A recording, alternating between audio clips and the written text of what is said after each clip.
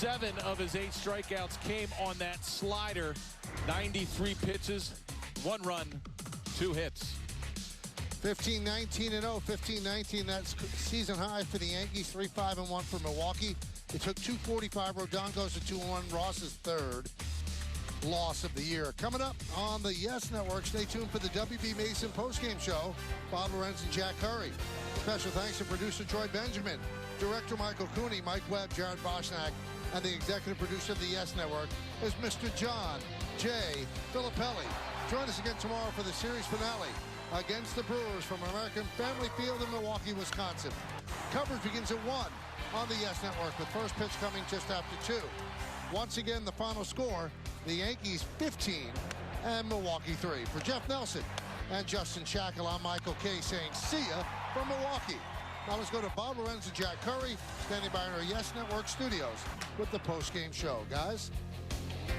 Hey everybody, it's great to have you with us as always on the W.B. Mason postgame. Bob Lorenz and Jack Curry with you. Middle game of this 3-game series, and the Yankees get the win. A big win, 15-3 on 19 hits. And Jack, you could say in your Hyundai opening comment that the Yankees offense breathing a sigh of relief, but they didn't have time for that. They were too busy running to the bat rack to grab a bat and go to the plate. Lots of smiles, lots of high fives. Every team needs a night like this once in a while, and the Yankees with a season high in runs and a season high in hits, they definitely needed it, especially after the way last night ended, Bob. And I think you look at the way today's game started. Aaron Boone inserts Verdugo into the cleanup spot. He hits a 3-run homer. We talked on our pregame about some of the players who have been struggling. Judge is one of them. He hits a homer. Rizzo is one of them. He hits a homer. Gleyber Torres had only 2 RBI for the season. He's got a 3-run double in this game, and his swing looked a lot better. And then Carlos Rodon, we talked about him needing to be that dominant starter that the Yankees can rely on. He went out there tonight, had that swing and miss stuff.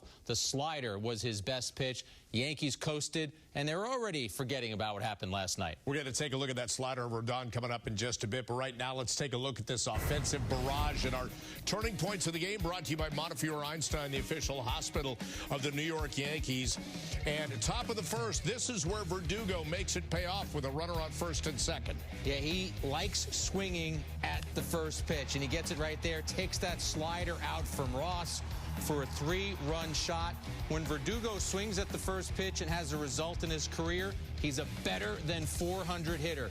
Second straight game, Verdugo goes deep. Second straight game, he's gone down and gotten that pitch and taken it out to right field. So good things from Verdugo. Then top of the third, it's 3-1 now. Bases loaded for the struggling Gleyber Torres. Yeah, Torres is aching for a hit at this point, and he swings through that pitch right there, trying to stay in this at-bat. Fouls that one off, timing not where he wants it to be. He has to foul that one off as well, so staying alive in this at-bat as he's down 0-2. Has to reach out, Bob, and his body is going in one direction, the bat is going in the other, but he spoiled that pitch.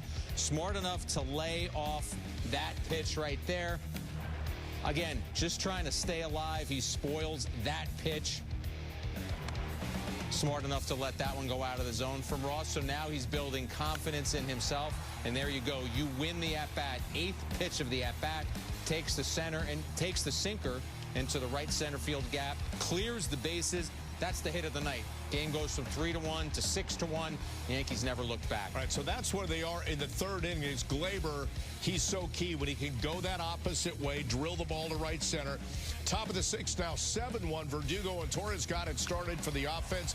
The Yankees just kept it going, and this was Judge. I love the way Jeff Nelson described this home run from Judge during the game, because most of the time when you see a batter get out on his front side like that and sort of lunge, he's not hitting it 400 feet, but you are if you are Aaron Judge. 2-run shot makes it 9-1. And then a few moments later, as part of that 4-run 6th, here's Rizzo. Yeah, he gets a hold of that one. 2-run shot for him. It was a slider. I love this shot from the side. You see Rizzo is right on it.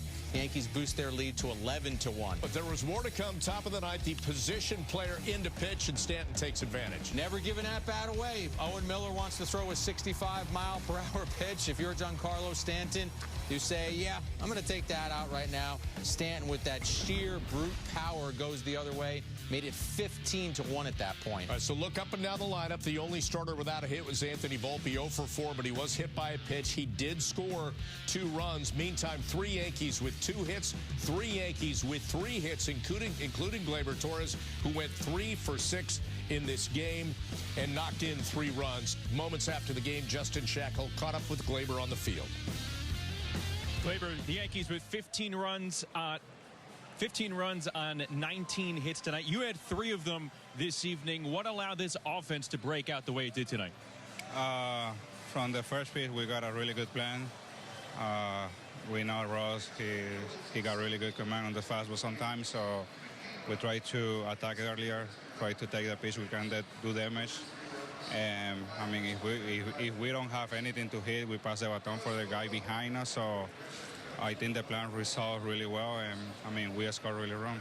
Third inning, bases are loaded. You're up. You get a 2-2 sinker right down the middle, and you clear the bases to make it 6-1 at that point. What allows you to drive that pitch the other way in that spot?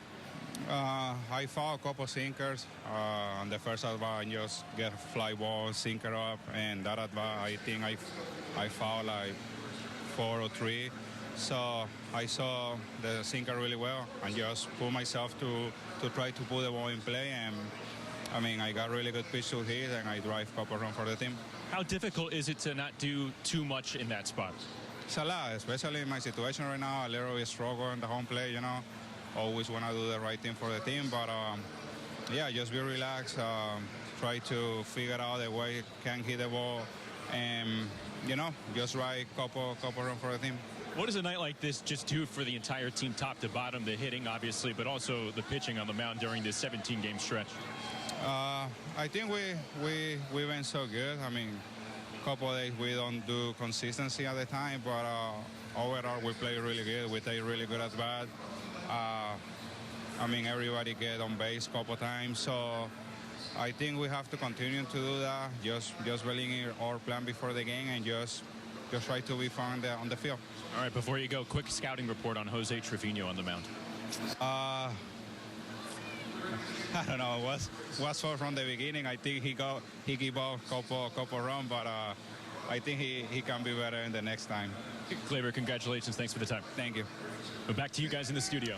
All right, Justin, thank you. So key that they had so many guys get hits, and Gleyber even mentioned every guy was getting on base. I think Oswaldo Cabrera was the only one to only get on once. Everybody was 2 or more. So you get that much traffic on the base paths, you have to cash it in. Yankees did tonight. By the 3rd time through the order, every starter had been on base at least once. And obviously, Bob, when you score 15 runs, it's going to be a night where everyone is rejoicing and everyone is excited about the offense. But when you dig a little deeper and dissect some of these at-bats, the Yankees are hoping that these at-bats propel certain players and move them forward. We showed the pitch-by-pitch of Gleyber Torres and his at-bat where he had the 3-run double, and you and I were watching that in your office, and a couple of those pitches, Gleyber's leg was going to the left, his body was going to the right, and you could tell he was just trying to stay alive in the bat, but eventually he gets a sinker that he's able to drive for a double, so that's a positive. Can he move forward with that? How about Rizzo? How about Judge? Can they get on extended runs? Because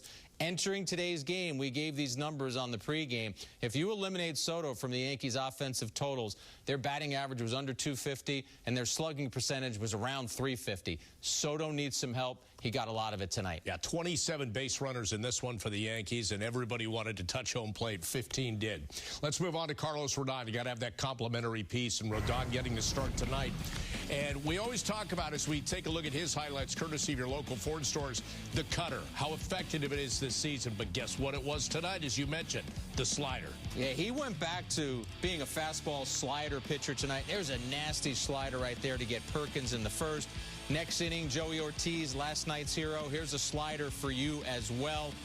Rodon is going to throw another slider to Chiriot to get that swing and miss. The next batter, Joey Wiemer. Yeah, here's one more slider. When you've got the pitch breaking and it's got that much tilt, maybe you don't need the cutter as much. He gets Owen Miller in the 5th.